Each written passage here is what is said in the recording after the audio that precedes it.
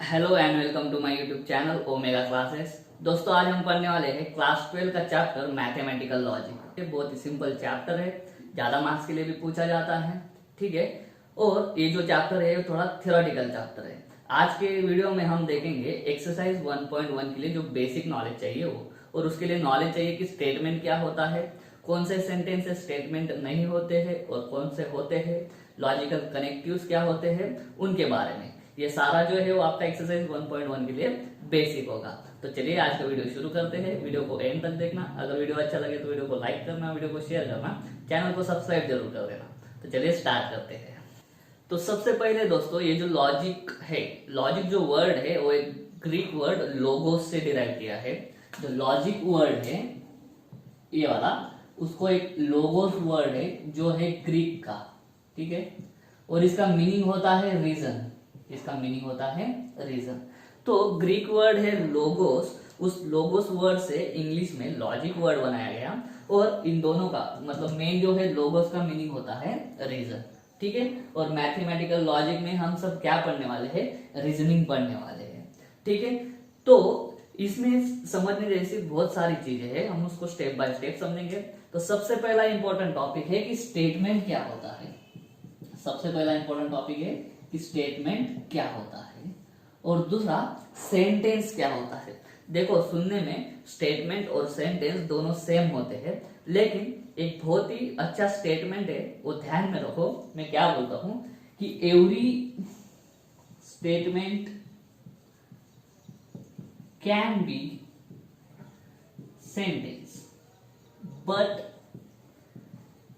Every sentence cannot be the statement। ये बात ध्यान में रखो, आपको स्टेटमेंट और सेंटेंस का फर्क समझ में आ जाएगा। क्या होता है स्टेटमेंट, मतलब होता है अ डिक्लेरेटिव सेंटेंस। स्टेटमेंट होता है अ डिक्लेरेटिव सेंटेंस। डिक्लेरेटिव मतलब किसी ने कुछ कह दिया, डिक्लेयर कर दिया। मतलब मैंने बोला कि sun rises in the east, sun rises in the east. ये मैंने क्या किया, एक स्टेटमेंट बनाया, और वो स्टेटमेंट क्या है, एक डिक्लेरेशन है कि मैंने बोल दिया कि सन ईस्ट में ही राइज करेगा। ठीक है, तो ऐसा जो स्टेटमेंट, ऐसा जो सेंटेंस है उसको हम क्या बोल देंगे, स्टेटमेंट बोल देंगे। तो एक्सरसाइज में हमारे क्वेश्चन है कि कुछ सेंटेंसेस दिए रहेंगे, और सेंटेंसेस में से हमें चूज करना है कि स्टेटमेंट कौन से है और स्टेटमेंट कौन से नहीं है। तो ठीक है, तो स्टेटमेंट मतलब क्या, it is a declarative sentence. वो कुछ भी हो, मैं अगर बोल दूं कि sun rises in the west, अभी ये क्या है, ये जो स्टेटमेंट है ये फॉल्स है, लेकिन फिर भी क्या है, स्टेटमेंट है। मतलब क्या है, स्टेटमेंट ट्रू भी हो सकता है, स्टेटमेंट फॉल्स भी हो सकता है, उससे हमें लेना देना नहीं है, लेकिन वो एक स्टेटमेंट है। ठीक है, तो it is a declarative sentence, don't care if it is true और फॉल्स, उससे हमें कुछ लेना देना नहीं है। किसी ने कुछ बोल दिया, ठीक है, वो सही है या गलत है वो बात की बात है, लेकिन उसने कुछ तो डिक्लेयर किया है, तो उसने डिक्लेयर करते हुए जो सेंटेंस बोला है उसी सेंटेंस को हम क्या बोल देंगे, स्टेटमेंट बोल देंगे। तो हर एक सेंटेंस जो होता है वो स्टेटमेंट नहीं हो सकता, लेकिन a statement can be a sentence. हर एक स्टेटमेंट सेंटेंस हो सकता है, क्योंकि स्टेटमेंट मतलब क्या है, डिक्लेरेटिव सेंटेंस। ठीक है, तो अभी क्वेश्चन आता है कि कौन से सेंटेंसेस जो है वो स्टेटमेंट्स नहीं हो सकते और कौन से होते हैं। तो सबसे पहले जो स्टेटमेंट है वो क्या है, कोई भी declarative sentence, any declarative sentence is statement. ठीक है, कोई भी डिक्लेरेटिव सेंटेंस क्या हो सकता है, स्टेटमेंट हो सकता है।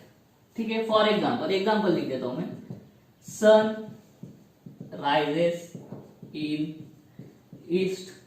दूसरा लिखता हूं मैं, 5 + 3 = 7। अब ये जो सेकंड स्टेटमेंट लिखा है ये मैथमेटिकल स्टेटमेंट है। 5 में अगर 3 ऐड कर दोगे तो आंसर कितना आता है, 7। ये गलत है, this is false statement, but it is a statement. ये ऐसा स्टेटमेंट, ये ट्रू है और ये क्या है, फॉल्स है। हमें बाद में एक ऑप्शन, एक टॉपिक है कि truth value of a statement, वो अभी पढ़ लेते हैं, टाइम बचेगा। ये जो स्टेटमेंट मैंने लिखा है, ये डिक्लेयर किया है मैंने कि सन क्या है, ईस्ट में ही राइज होता है, और ये क्या है, सच बात है। तो इस स्टेटमेंट का ट्रूथ वैल्यू क्या हुआ कि इट इज ट्रू। ठीक है, बाद में ये मैथमेटिकल स्टेटमेंट है 5 + 3 = 7। ये क्या है, कुछ तो मैंने लिखा, डिक्लेयर किया कि 5 + 3 कितना होता है, 7 होता है, लेकिन ये जब है पढ़ेंगे हम तो ये सही नहीं है, ये क्या है, गलत स्टेटमेंट है। मतलब ये जो स्टेटमेंट है, ये स्टेटमेंट क्या है, फॉल्स है। तो दूसरी भाषा में क्या बोलेंगे, इस स्टेटमेंट का ट्रूथ वैल्यू क्या है कि ये स्टेटमेंट फॉल्स है। ठीक है, और दूसरा क्या बोल सकते हैं, और बोल सकते हैं कि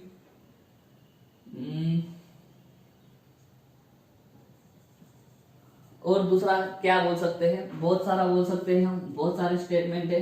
ठीक है, मुंबई इज इन महाराष्ट्र। ठीक है, ये मैंने क्या किया, एक स्टेटमेंट किया, और ये स्टेटमेंट क्या है, सही भी है। तो इस स्टेटमेंट की ट्रूथ वैल्यू क्या हो गई, ट्रू हो गई। और दूसरा बोलूंगा मैं, सूरत इज इन बिहार।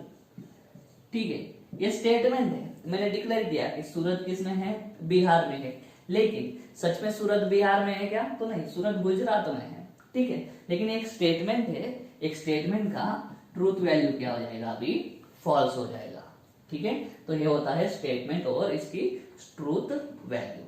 तो कौन से सेंटेंसेस जो है, कौन से सेंटेंसेस जो है वो स्टेटमेंट नहीं बन सकते, वो स्टेटमेंट नहीं बन सकते। तो ऐसे सेंटेंसेस होते हैं, पहला होता है इंटरोगेटिव।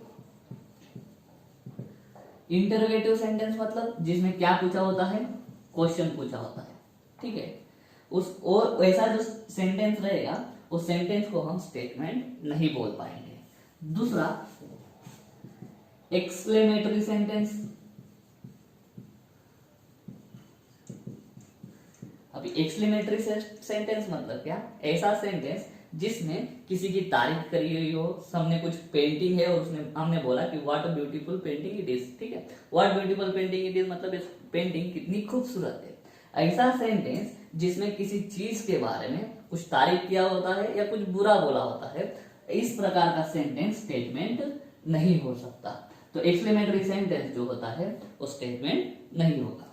बाद में ऐसे सेंटेंसेस जिनमें रिक्वेस्ट की गई हो, ऑर्डर किया गया हो या कमांड किया गया हो, रिक्वेस्ट किया गया हो, ऑर्डर किया गया हो या कमांड किया गया हो।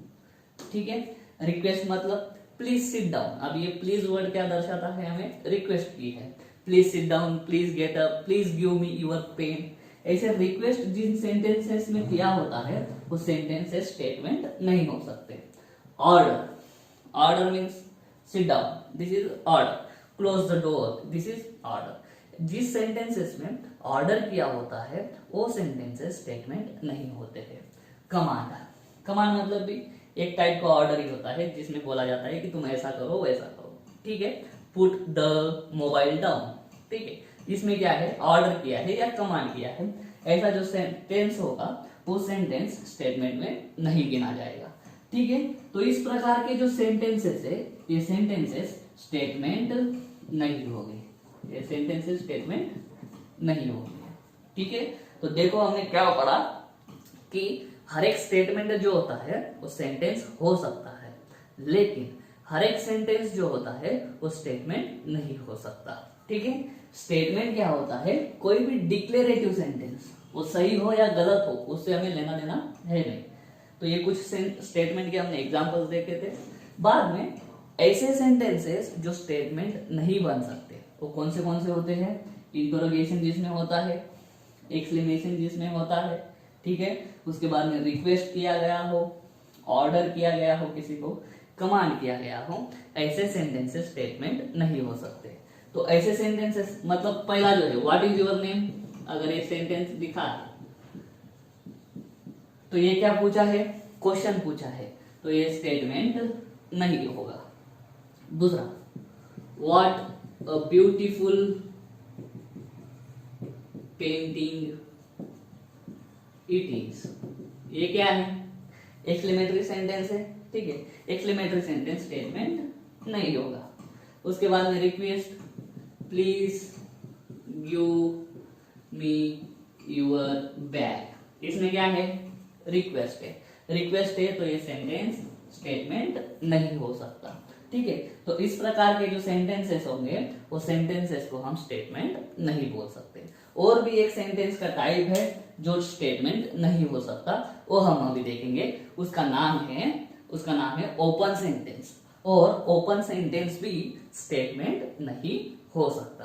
कैसे, देखो, मान लो मैंने एक स्टेटमेंट या फिर मैंने सेंटेंस लिखा, वो सेंटेंस है x + 3 = 7। अभी जैसे ही ये सेंटेंस हमने पढ़ा, मैथमेटिकल सेंटेंस, तो हमें लगेगा कि ये ट्रू भी है और ये फॉल्स भी है। अब ये ट्रू कब है, जब हम x की वैल्यू क्या पुट करेंगे, 4 पुट करेंगे। तो 4 + 3 = क्या, 7। तो इस स्टेटमेंट का ट्रूथ वैल्यू क्या आएगा, ट्रू आएगा। ट्रूथ वैल्यू क्या आएगा, ट्रू आएगा। किसके लिए, for only x = 4 and f for others. ठीक है, करेक्ट है। तो ये जो स्टेटमेंट लिखा है या फिर ये जो सेंटेंस लिखा है, इसका ट्रूथ वैल्यू डिपेंड करता है। इसका ट्रूथ वैल्यू डिपेंड करता है कि x की वैल्यू क्या है।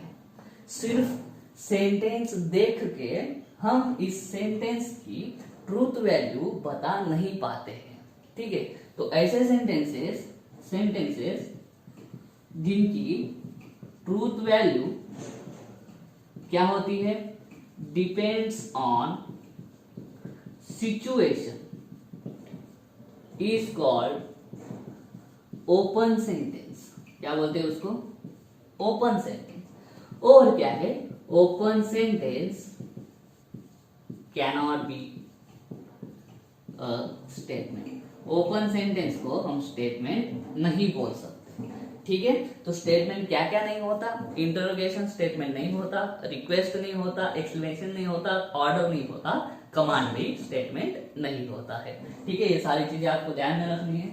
और एक लेते हैं, क्या लेंगे सेंटेंस, हाँ, ही इज टॉल। एक एग्जांपल है आपके बुक में, ही इज टॉल। ठीक है, वो टॉल है। ठीक है, लेकिन ये जो है, ये जो सेंटेंस है, इसका ट्रूथ वैल्यू ट्रू भी हो सकता है, फॉल्स भी। फॉर एग्जाम्पल मेरा ले लो, आप मेरे बारे में बोल नहीं सकते हो कि मैं टॉल हूं, क्योंकि क्या है, अगर मेरे सामने एक छोटा बच्चा खड़ा कर दो तो उसके लिए मैं क्या हो जाऊंगा, टॉल हो जाऊंगा। और मेरे बाजू में मेरे से भी बड़ा आदमी खड़ा कर दो, लंबा, तो उसके कंपेयर में मैं क्या हो जाऊंगा, फिर शॉर्ट हो जाऊंगा। तो सिर्फ ये जो है कंपेरेटिव है। ये जो सेंटेंस है, ये डायरेक्ट आप बोल नहीं सकते कि Vinay is tall. Vinay is tall हम बोल नहीं सकते, क्योंकि विनय के सामने अगर छोटा रखा तो विनय टॉल है, लेकिन विनय के आगे अगर बड़ा आदमी रख दिया तो विनय क्या है, शॉर्ट है। तो विनय टॉल है या शॉर्ट है, ये किस पे डिपेंड करता है, विनय का टॉल होना या शॉर्ट होना सिचुएशन पे डिपेंड करता है। कभी कभी ये स्टेटमेंट ट्रू होगा जब मेरे सामने छोटा बच्चा खड़ा होगा, और ये स्टेटमेंट जो है या फिर ये जो सेंटेंस है ये फॉल्स हो जाएगा जब मेरे सामने एक बड़ा आदमी खड़ा कर दोगे। तो इसकी जो ट्रूथ वैल्यू है वो सिचुएशन पे डिपेंड है। और ऐसा सेंटेंस जिसका ट्रूथ वैल्यू सिचुएशन पे डिपेंड करता है, वो सेंटेंस को क्या बोलना, ओपन सेंटेंस। और ओपन सेंटेंस जो है वो स्टेटमेंट नहीं होता है। ठीक है, ये सारी बातों को आपको ध्यान में रखना होगा। स्टेटमेंट मतलब डिक्लेरेटिव सेंटेंस, वो सही हो या गलत हो लेना देना नहीं है। ठीक है, और ऐसे सेंटेंसेस फिर से interrogation, explanation, request, command, order, ऐसे सेंटेंसेस स्टेटमेंट नहीं होते। और एक सेंटेंस जिसको बोलते हैं open sentence, open sentence statement नहीं हो सकता। ठीक है, तो उम्मीद करता हूं आपको सेंटेंस और स्टेटमेंट का फर्क समझ में आ गया होगा। ठीक है, अभी हम देखेंगे टाइप्स ऑफ स्टेटमेंट। स्टेटमेंट के कितने टाइप्स होते हैं, स्टेटमेंट के ज्यादा नहीं, सिर्फ 2 ही टाइप होते हैं, टाइप्स ऑफ स्टेटमेंट। फर्स्ट है सिंपल स्टेटमेंट, और दूसरा है कंपाउंड स्टेटमेंट। ठीक है, अभी सिंपल स्टेटमेंट मतलब क्या? सिंपल स्टेटमेंट मतलब सादा स्टेटमेंट। सादा स्टेटमेंट मतलब और कैसे लिखेंगे? तो सिंपली ध्यान में रखना, सिंपल स्टेटमेंट मतलब विच कैनॉट बी स्प्लिट। ऐसा स्टेटमेंट जिसको स्प्लिट नहीं कर सकते, ऐसा स्टेटमेंट जिसको दो अलग अलग स्टेटमेंट में हम स्प्लिट नहीं कर सकते, वैसे स्टेटमेंट को हम क्या बोलेंगे? Simple statement. फॉर एग्जाम्पल फिर से वही, मुंबई इज इन महाराष्ट्र। ठीक है, इस स्टेटमेंट के हम दो स्टेटमेंट बना सकते हैं क्या? तो नहीं बना सकते, कितना भी ट्राई कर लो, ये एक स्टेटमेंट के दो हिस्से हम कर नहीं सकते, दो अलग अलग स्टेटमेंट्स हम बना नहीं पाएंगे। ठीक है, तो ऐसा जो स्टेटमेंट है, ऐसे स्टेटमेंट को हम बोलेंगे सिंपल स्टेटमेंट। और कंपाउंड स्टेटमेंट मतलब क्या? कंपाउंड स्टेटमेंट मतलब which can be split into two और मोर स्टेटमेंट्स। कैसे? फिर से एग्जांपल लेते हैं, क्या है? Mumbai is in Maharashtra and Surat is in Gujarat.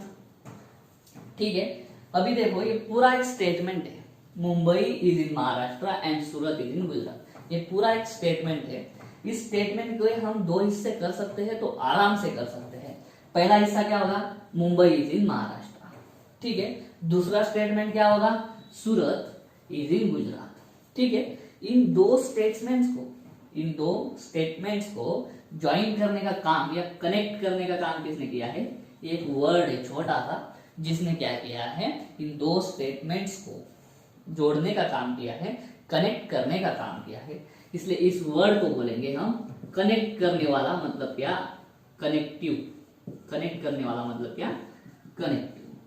ठीक है, तो जो दो स्टेटमेंट्स होते हैं, वो दो स्टेटमेंट सिर्फ एक ही वर्ड से कनेक्ट किए जा सकते हैं क्या? तो नहीं, तो बहुत सारे अलग अलग वर्ड्स है, बहुत सारे अलग अलग फ्रेजेस है, जिनसे हम क्या कर सकते हैं? दो स्टेटमेंट्स को ज्वाइन कर सकते हैं, दो स्टेटमेंट्स को हम कनेक्ट कर सकते हैं। वैसे जो वर्ड्स होंगे, उन वर्ड्स को हम क्या बोलते हैं? लॉजिकल कनेक्टिव, ऐसा बोलेंगे। तो उम्मीद करता हूँ आपको जो टाइप ऑफ स्टेटमेंट है वो समझ में आ गए होंगे। पहला है सिंपल स्टेटमेंट, मतलब ऐसा स्टेटमेंट जिसको स्प्लिट नहीं किया जा सकता, और ऐसा स्टेटमेंट जिसमें लॉजिकल कनेक्टिव नहीं होता है। ठीक है, दूसरा है कंपाउंड स्टेटमेंट। कंपाउंड स्टेटमेंट मतलब क्या? ऐसा स्टेटमेंट जिसके दो हिस्से हम कर सकते हैं, और दो हिस्से कैसे करेंगे उसके लिए हमें क्या लगाना पड़ता है? एक वर्ड यूज करना पड़ता है या फिर फ्रेज यूज करनी पड़ते हैं, जिसको हम क्या बोलते हैं? लॉजिकल कनेक्टिव, ऐसा बोलते हैं। तो कंपाउंड स्टेटमेंट में लॉजिकल कनेक्टिव होता है, सिंपल स्टेटमेंट में लॉजिकल कनेक्टिव नहीं होता। ठीक है, तो अभी ये लॉजिकल कनेक्टिव कौन से होते हैं और उनके ट्रूथ टेबल्स हमें पढ़ने हैं, जो कि बहुत ही इंपॉर्टेंट टॉपिक है। तो चलिए अभी पढ़ेंगे लॉजिकल कनेक्टिव्स। दोस्तों, लॉजिकल कनेक्टिव्स मतलब क्या? कनेक्ट करने वाले, दो सेंटेंस को कनेक्ट करने वाला वर्ड।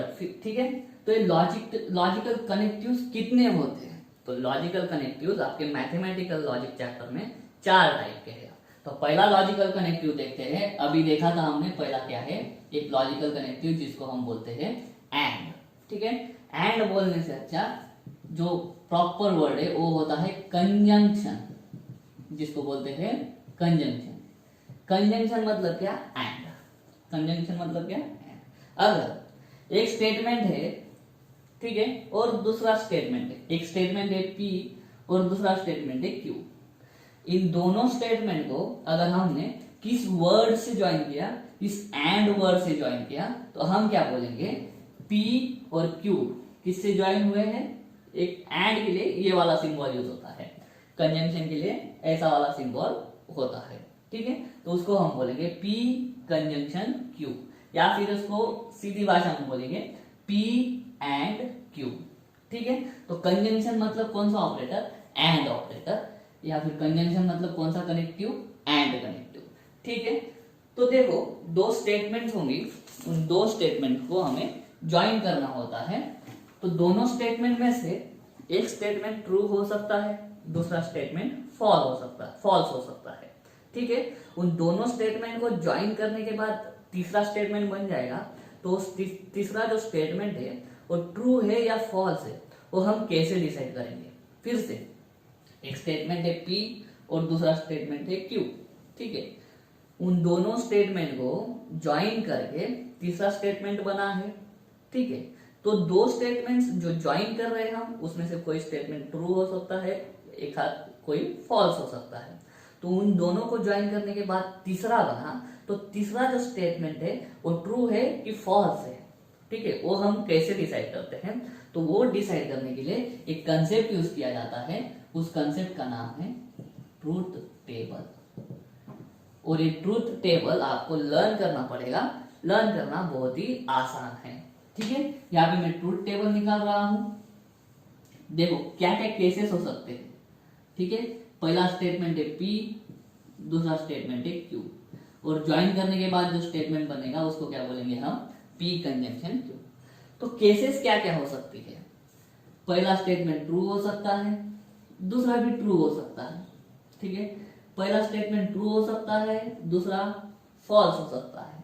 अभी क्या होगा, पहला फॉल्स हो सकता है, दूसरा ट्रू हो सकता है, या फिर दोनों क्या हो सकते हैं, दोनों स्टेटमेंट्स फॉल्स हो सकते हैं। ठीक है, तो ये जो तीसरा स्टेटमेंट बनेगा, ये जो तीसरा स्टेटमेंट रहेगा, ये ट्रू रहेगा या फॉल्स रहेगा, वो कौन डिसाइड करता है, ये ट्रूथ टेबल डिसाइड करता है। तो एंड के लिए ध्यान में रखो, final statement is true only if both statements are true. And के लिए एक ही लाइन ध्यान में रखो, अगर दोनों स्टेटमेंट्स ट्रू रहे तो ही क्या होगा, फाइनल स्टेटमेंट ट्रू होगा। अन्यथा क्या हो जाएंगे, जो तीसरा स्टेटमेंट बनने वाला है वो तीसरा स्टेटमेंट क्या मिलेगा तुमको, फॉल्स मिलेगा। ठीक है, तो अगर ऐसा है, Mumbai is in Maharashtra and and Surat is in Gujarat, तो देखो पहला स्टेटमेंट जो है वो ट्रू है। ठीक है, एंड ये वाला, ठीक है, सूरत इज इन गुजरात, ये भी ट्रू है। अगर ये दोनों ट्रू रहे तो ये जो पूरा स्टेटमेंट बना है, इस पूरे स्टेटमेंट की ट्रूथ वैल्यू क्या आ जाएगी, ट्रू आ जाएगी। ठीक है, लेकिन मैंने ऐसा लिख दिया, सूरत इज इन बिहार लिख दिया, तो देखो पहला स्टेटमेंट क्या है, ट्रू है, और ये दूसरा स्टेटमेंट क्या है, फॉल्स है। तो ये पूरा स्टेटमेंट क्या हो जाएगा, पूरा स्टेटमेंट हो जाएगा फॉल्स। तो ये पूरा स्टेटमेंट ट्रू कब होगा, जब दोनों स्टेटमेंट क्या हो, ये वाला भी और ये वाला भी, दोनों स्टेटमेंट क्या होने चाहिए, ट्रू होने चाहिए। तभी क्या होगा, ये पूरा स्टेटमेंट क्या होगा, ट्रू होगा। अगर इन दोनों में से एक भी स्टेटमेंट अगर फॉल्स हो गया या दोनों फॉल्स हो गए, तो इस पूरे स्टेटमेंट की ट्रूथ वैल्यू आ जाएगी फॉल्स। ट्रू कब रहेगी, जब दोनों ने क्या होना चाहिए, ट्रू होना चाहिए। ठीक है, ये हो गया एंड के लिए। और कौन सा लगता है, और लगता है और कौन सा वर्ड हम यूज करते हैं, और। ठीक है, और को बोलेंगे लॉजिक की लैंग्वेज में डिसजंक्शन, और को बोलते हैं डिसजंक्शन। ठीक है, तो चलिए इसका भी ट्रूथ टेबल ध्यान में रखते हैं। फिर से वही केसेस। ठीक है, अब ये केसेस सारे के लिए रिपीट होंगी। P है, Q है, P और के लिए देखो ए लगेगा, ऐसा सिंबल, P और Q, P डिसजंक्शन Q। ठीक है, केसेस तो यही है, अभी लर्न होना चाहिए। TT F है, इसके बाद में TF। ठीक है, कवर कर लेगा। और के लिए ध्यान में रखना, final statement is false only if both are false. दो स्टेटमेंट को ज्वाइन करके, कनेक्ट करके तीसरा स्टेटमेंट बना। ये तीसरा स्टेटमेंट तभी फॉल्स होगा जब बोथ क्या होंगे, फॉल्स होंगे। दोनों स्टेटमेंट P और Q दोनों फॉल्स रहेंगे तभी क्या रहेगा, फाइनल स्टेटमेंट फॉल्स रहेगा, नहीं तो फिर क्या रहेगा, फाइनल स्टेटमेंट ट्रू। दो स्टेटमेंट में से कोई कम से कम एक स्टेटमेंट भी अगर ट्रू हो गया तो जो कंपाउंड स्टेटमेंट बनेगा वो कंपाउंड स्टेटमेंट क्या होगा, ट्रू होगा। लेकिन अगर दोनों स्टेटमेंट फॉल्स है, दोनों स्टेटमेंट क्या है, फॉल्स है, तो ही फाइनल स्टेटमेंट क्या रहेगा, फॉल्स रहेगा। ठीक है, इस तरह से इसका ट्रूथ वैल्यू ट्रूथ टेबल बनने वाला है। आगे है implication. Implication P implies Q, P implies Q। Implication के लिए ये वाला सिंबल यूज करते हैं। अब इम्प्लीकेशन मतलब क्या, इसमें वर्ड होता है इफ दे, इफ के बाद कुछ कंडीशन लिखी जाती है, देन के बाद उसका रिजल्ट लिखा जाता है। देखो बहुत simple, if you will study hard then you will get good marks. If के बाद में क्या है, कंडीशन है, क्या, अगर तुम अच्छे से पढ़ाई करते हो। देन के बाद क्या है, रिजल्ट है, रिजल्ट क्या है कि तुम्हारा अच्छे मार्क्स आएंगे। ठीक है, तो इस तरह का जो स्टेटमेंट बनेगा, ये दो स्टेटमेंट है, you will study hard, if you will study hard, you will study hard, ये एक स्टेटमेंट हो गया, और देन के बाद क्या है, you will get good marks. ठीक है, तो स्टडी हार्ड और गुड मार्क्स वाला जो पार्ट है वो कैसे ज्वाइन हुआ है, उसको ज्वाइन करने के लिए एक ऑपरेटर लगा है, वो क्या है, इफ और देन। तो इफ और देन वाला जो ऑपरेटर यूज करके या फिर कनेक्टिव यूज करके जो कंपाउंड स्टेटमेंट बनेगा उसको हम ऐसे लिखेंगे, P implies Q। P statement जो कंडीशन है उस पर क्या डिपेंड है, Q डिपेंड है, जो क्या है, रिजल्ट है। ठीक है, तो P implies Q। तो इसका ट्रूथ टेबल कैसे बनेगा, देखो ये P और Q, P और Q, और ये है P implies Q। पहला ये तो अभी TTF है, TF, TF सारी कंडीशन कवर हो जाती है। इसमें एक बात ध्यान में रखो, ये है फॉल्स, बाकी है ट्रू।